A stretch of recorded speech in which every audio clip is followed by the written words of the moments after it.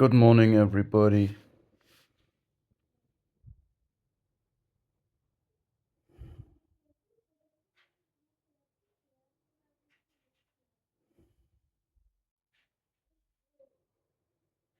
You'll see I never follow a teaching just because I like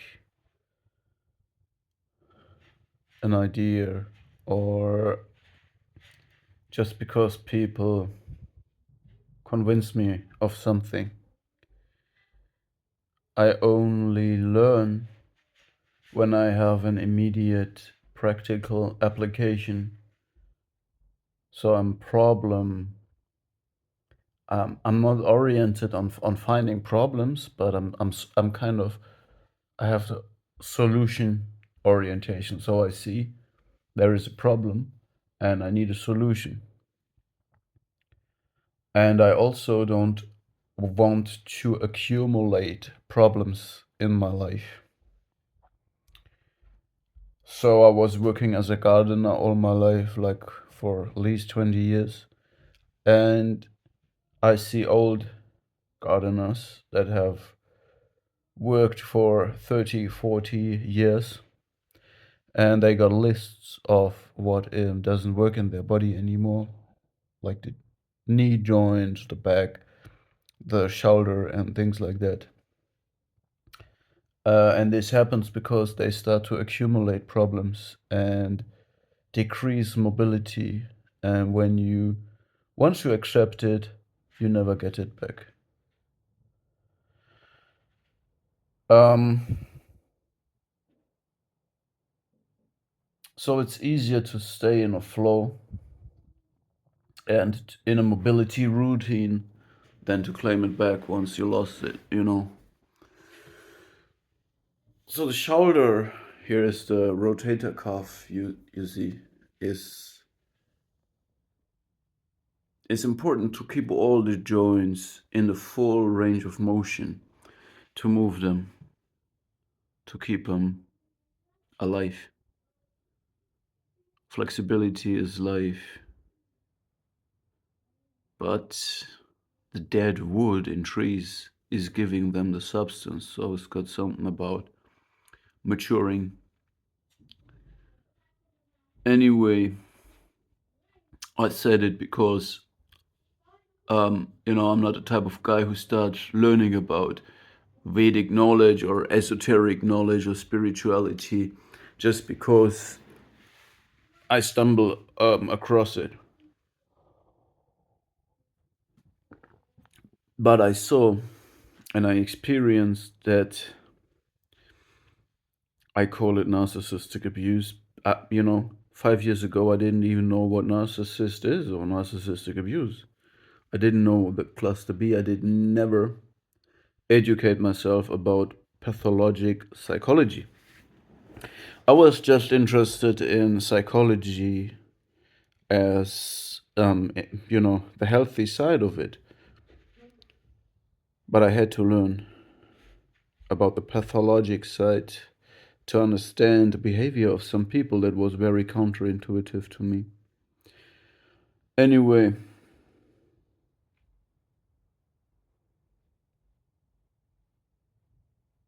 you see, I realized that there are areas that can be impaired and they align very well with the yogic chakra system. So the first time I realized it without knowing what the chakras are was in the area of the solar plexus, the Manipura chakra. And funny enough, there is people that connected to energy um, manipulation. So when your energy gets manipulated, drained, siphoned, this is an attack on your Manipura chakra. It's in the solar plexus area. And I find the solar plexus a very poetic word, even more in German. It's called Sonnengeflecht, and I wrote some poems over it. I connected to a mangrove forest where the young fish are growing up, the swarms, and to a river estuary where the sweet water of the river mixes with the salt water of the sea, while the river is analogy for traveling water, a moving body of water. Yes, rivers are moving bodies of water that travel from the source through different stages to the ocean. And the ocean is also a moving body of water, but it has inherent currents, and it has currents that are part of life as well. And there is the estuary area where they meet, and it's a special place. And the same is the solar plexus.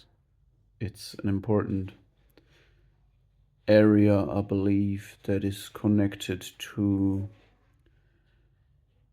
our love, our livelihood. It's important. It's a very central point, right? Um, yeah, and I also realized the area of the throat chakra just recently when I made my videos where I said I spit out the venom of the narcissistic abuse because they not only siphon our livelihood and attack our Manipura chakra, they also, again, they project whether they want it or not, they can't do different. They project their trauma. They have this um, repetition compulsion, and when they see functional living people, they have a desperate desire to take this for themselves, this life for themselves, and yeah, it's predatory and scavenging behavior. It's dangerous. That's why narcissists and psychopaths have to be avoided. Yeah, they project their venom, their primitive defenses, and they regress you when you're exposed to this malignant shared fantasy.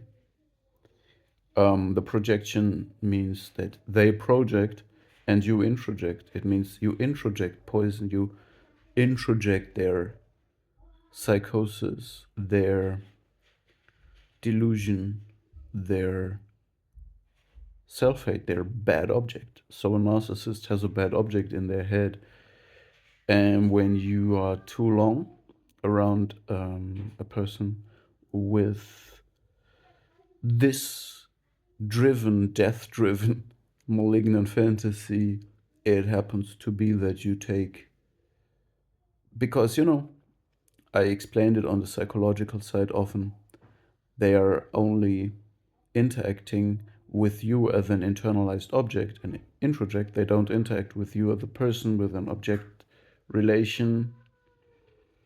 They act based on their own delusional fantasy, and this entrains you, whether you want it or not. Um, into that sick realm of the narcissist, a broken child that you have to parent, and there's no way out of this except to save yourself and leave this broken child back.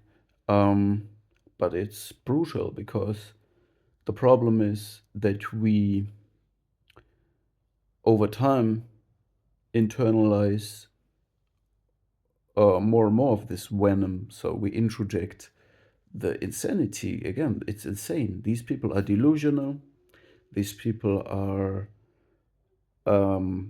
yeah, delusion implicates no reality testing. They have a bad object themselves, so they act based on self-hate. They are destructive for themselves and everybody around, and they are envious. So when they treat you in a way that they, of course, for first they idealize you, but then things take another turn. But it means they love you. When they hate you, they love you. When they envy you, they love you. So whatever they love, they destroy it because they have to consume it. They have to have it. They have to own it. They have to control it. They have to devour it. They have to switch places with it. That's their form of love. That's why narcissism is destructive and self-destructive, because they never become what they want to be. They have this envious gaze on the outside because they don't love themselves. They are not there. There's not nobody there. They only experience themselves via the reaction of other people. Um, the problem is you internalize a lot of this venom, and when you cannot communicate with a person that is in this state, means your throat chakra is also suffering, because whatever you say, you're talking to a self-absorbed broken child, and the dimension of your throat chakra is not there for the narcissist. The narcissist has a different fantasy of you and only interacts with his introject version of you. And if you're not collude, if you're diverging from this introject, in other words, you speak to the narcissist in a way he don't like, it means he gets angry, gets into tantrums, gets into depression, gets into suicidal ideation, whatever, but they don't receive the message. It does not get in, it does not reach them. It's reality. And this is why they also turn avoidant. They can't take that you are still an individual, even though they want to be you, but you reject it. You say, no, you're not me, you're completely different. You are you, I'm me. See, and narcissists can take that. But it hurts your throat chakra if if you try to communicate to a completely dysfunctional piece of cake. Peace. Peace means war for the narcissist. Love means hate for the narcissist. Okay, so yeah, the chakras. Of course, it all begins with the root chakra. They try to attack you there as well. But the root is the truth, and the narcissist can't take the truth anyway, so yeah, it's pretty dirty game they're playing, you. Just wanted to put this out, and yeah, it helps to spit it out, to spit the truth out, and this is you need to be courageous, so courageous that the only thing that you fear anymore is yourself. And then it starts that you're able to say the things that are necessary, to spit it out, back out the poison. And the heart chakra, you can also feel like there is something there. And I think in my case, I felt a certain anxiety or insecurity in the heart chakra area. Something, there is like a small, like a sting.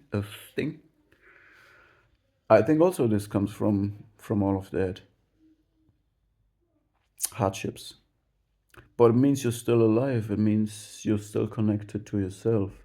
See, narcissists always suppress, repress their feelings, run away from them, fake happiness. They project this fake image, which is the opposite of the reality, to have it validated by others and siphon energy from them.